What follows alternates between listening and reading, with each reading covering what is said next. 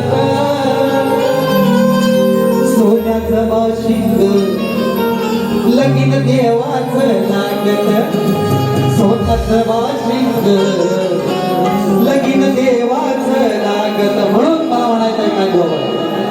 हातात धरून हात नेणार होते ना मला गणपतीमुळे आता काय म्हणतो हातात धरून हात